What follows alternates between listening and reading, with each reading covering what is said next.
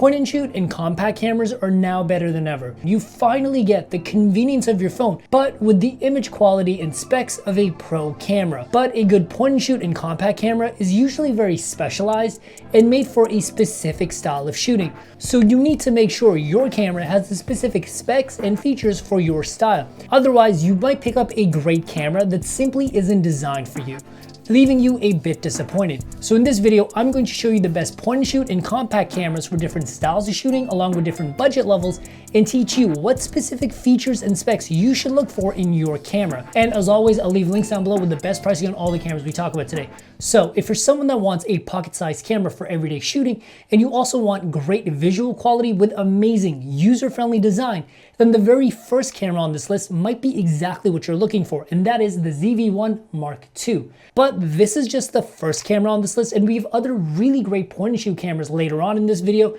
along with one very specific camera that's geared towards a very serious photo shooters. Now, when it comes to the ZV-1 Mark II, you have a 20 megapixel 1-inch sensor, which is pretty typical for this kind of camera, but it will look way better than even the most expensive of cell phones, and the image quality is exactly what you need for a point and shoot lifestyle camera. It has a built-in 18 to 50 millimeter lens, which is perfect for vlogging, casual lifestyle shooting, and even on-the-go travel. Also, the lens has a variable aperture between f1.8 and f4. When shooting on the wide side of this lens, you get a really nice shot for low light shooting because of that wide aperture, but it does go down to an f4 when you zoom in, and it's not the best for low light on that side of the lens. However, the ZV-1 sensor itself is really good at high ISO.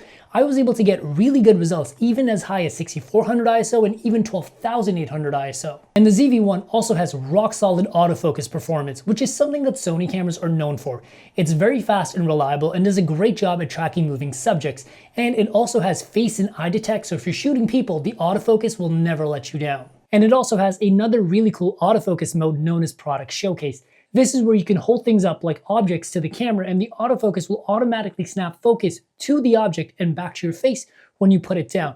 This is really useful if you're maybe a tech vlogger, a beauty vlogger, or someone that's just showcasing products on camera. Now, when it comes to actually shooting photos and videos with the ZV-1 Mark II, this camera absolutely rips. In photo mode, it actually shoots as fast as 24 frames per second, which is as fast as video, so it's actually impossible to miss your shot. And it can even shoot up to 800 JPEG photos or 88 RAW photos in a row, so this camera can actually shoot for quite a while before it needs a break. And when you combine how fast this camera can shoot along with how long it can shoot for, this camera is actually one of the most underrated action point and shoot cameras out there right now. Even if you don't want a point and shoot camera, but you simply want an action camera, this is a great option for photographers. When it comes to video, this camera shoots gorgeous 4K video at 24 and 30 frames per second, and it also has full HD resolution slow motion at 60 frames per second for 2x slow motion and 120 frames per second for 5x slow motion. And this is pretty much everything you need in terms of video resolution and frame rates when it comes to a point and shoot camera. But the ZV-1 Mark II still has one more trick up its sleeve when it comes to video, and that is cinematic vlog mode.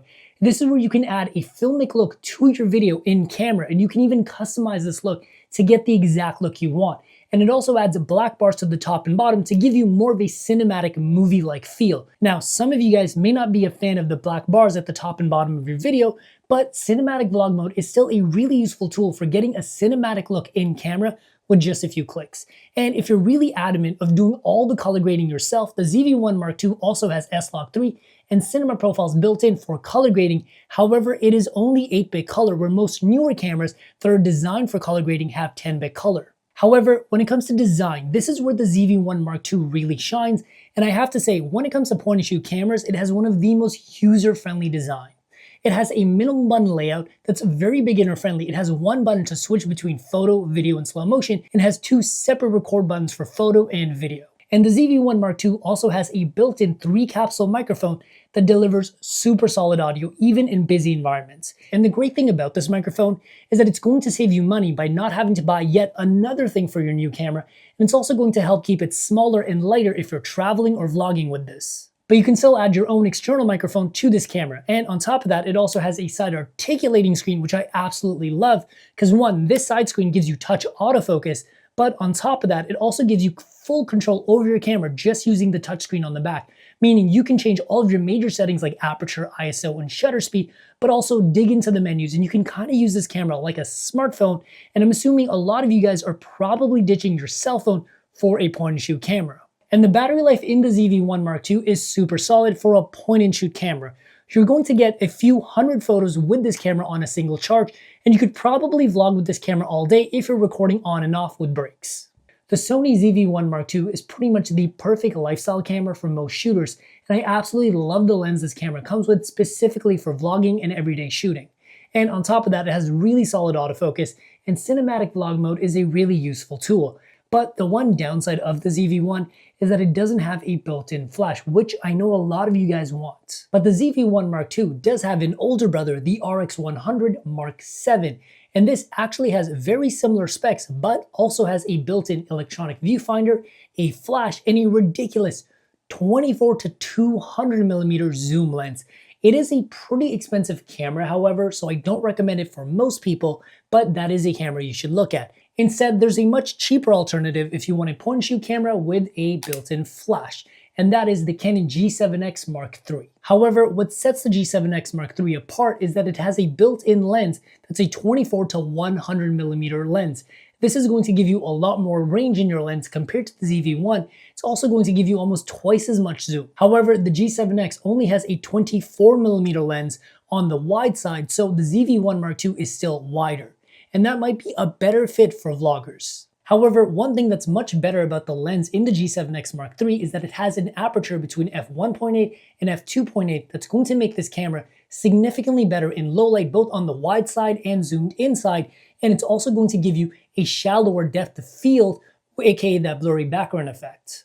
And another thing about the G7X Mark II is that the lens is also optically stabilized, so it's going to give you very smooth handheld footage and shake-free photos. And the G7X Mark III also has a macro mode in this camera, which isn't something you see in cameras nowadays. Despite being a slightly older camera, the G7X Mark III still has very solid autofocus.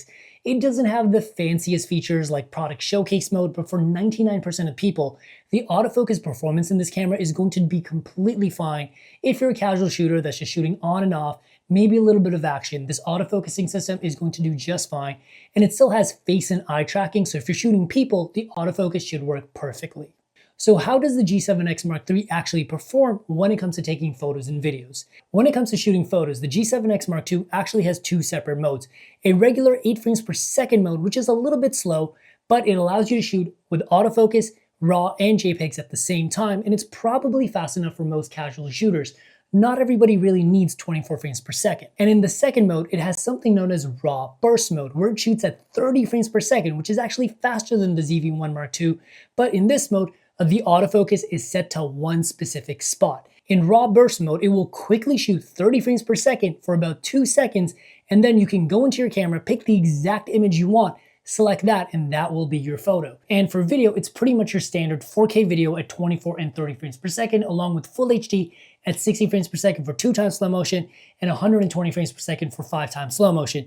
In terms of video, it's pretty much the same as the ZV-1 Mark II, but the G7X Mark III doesn't have any kind of cinema profile, so if you're someone that really wants to color grade your video, the ZV-1 Mark II is definitely a better fit. Now, design is probably one of the best things about the G7X Mark III. It's a really rugged and durable camera. It's actually made out of metal, so this is a camera you can pretty much throw anything at and it will not let you down.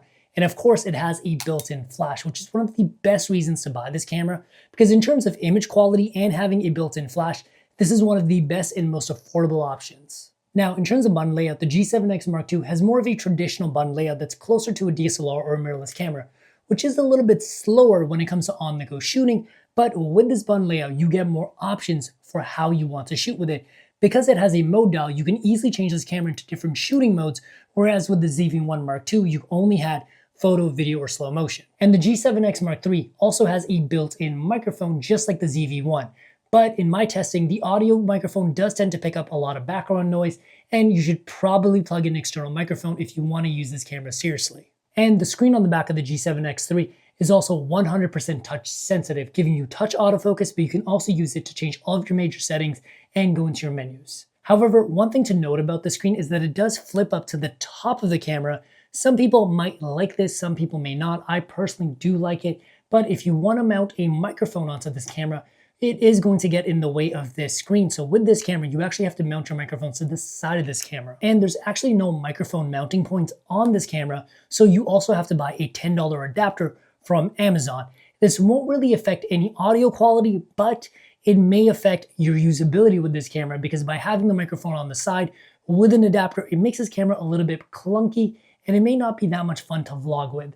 Vlogging with this camera is definitely best with the built-in microphone. What makes the G7X Mark III such a popular point-and-shoot camera is that it's exactly what people want from a point-and-shoot camera. A long-range 24 to 100mm lens, solid image quality in both photos and videos, great autofocus, and above all, a built-in flash, and a metal, not plastic body. This is probably one of the best lifestyle cameras for most photo and video shooters, especially people who want a built-in flash. Now, a lot of you guys out there probably want a small and compact camera, but you really want the specs and the image quality from a full-size camera, but you just want the convenience of something small. Then the next camera is absolutely going to blow your mind, and that is the Canon M6 Mark II. What's special about this camera is that they've actually taken the legendary Canon 90D and squeezed it down into a very small camera. In fact, it actually has the same 32 megapixel APS-C size sensor, which is actually the second highest resolution sensor of this size. And being able to get this much resolution in such a small form factor is very, very rare. And this is the only Canon camera that I know of that has this capability. And two cool things about this camera is that you can actually add a detachable electronic viewfinder and use it like a proper camera if you want to. And this also has a detachable lens mount. It actually uses the Canon M mount. And with that 32 megapixel APS-C size sensor and the pro lenses, you can absolutely make this look just as good as any professional camera out there. And this makes the camera really versatile and even a little bit future-proof. And of course, it has a built-in flash. And the M6 Mark II also uses Canon dual pixel autofocus. It's a super solid autofocusing system that also has face and eye tracking and does a really good job overall, even with moving subjects. Now, when it comes to actually shooting with the M6 Mark II, it can shoot 14 frames per second, that's 23 raw photos in a row, and 54 JPEGs in a row, making it a pretty good action camera. But one thing to note is that when you're shooting at the full 14 frames per second, the autofocus sometimes can't keep up, and you're really realistically getting somewhere closer to 10 to 12 frames in focus with just the odd frame here and there out of focus. Now, that's not the autofocusing system's fault. The camera's just a little bit too fast, and it's actually a little bit faster than the Canon 90D where the entire system comes from. And the M6 Mark II also has raw burst mode up to 30 frames per second, just like the G7X Mark III. But in this mode, it does drop the resolution down to 18 megapixels. For video, it shoots 4K only at 30 frames per second. Sadly, there's no cinematic 24 frames per second. If you're a casual shooter, you won't notice the difference and you probably won't even care. And this is also really not a cinematic filmmaking camera. And it also shoots full HD, slow motion at 60 frames per second and 120 frames per second, giving you pretty much everything you need in terms of video, except for maybe 24 frames per second. And this camera also doesn't have cinematic profiles. Again, it's not really a cinematic camera. Now, design is the real reason to get this, not only because it's a really small camera that literally fits in the palm of your hands, but it also has a really nice faux leather finish around the camera that honestly makes it a really pretty camera. It's not quite as pretty as a Fuji X100V, but it's still way better looking than a regular point and shoot or DSLR. And I also really like the way this camera looks when you put on the additional viewfinder. In terms of button layout, it's super minimal, but it does have two separate command dials for aperture and shutter. You can access the ISO via the touchscreen. And one thing that I do like about this camera is that it also has a button in the back for back focusing, just like a proper DSLR. And the screen on the back is also touch enabled, allowing you to change all of your major settings just using the screen. But one thing about this camera is that the screen does flip up, which may be a deal breaker for some, but it definitely gets in the way of your microphone. So you will have to mount the microphone to the side of your camera using another accessory. The internal audio in the M6 Mark II is decent, but it's nothing to write home about. I still recommend using an external microphone with this. And surprisingly enough, this camera does not have point and shoot battery life. It actually has the battery life that will last you a few hours, several hundred photos, but also several hours of video. The battery life on this is really impressive. So if you want a pro camera in terms of resolution and speed, but you want it in a compact form factor, the M6 Mark II is without a doubt one of the best cameras for that. The only thing above this is maybe like the Fuji X100V or the X100VI, but those cameras cost thousands, and on top of that, they're also really hard to find. Otherwise, they would be on this list. And if you decide to pick up any of these cameras, make sure to check out the links in the description down below for the best pricing. I'll see you guys in the next video. Peace.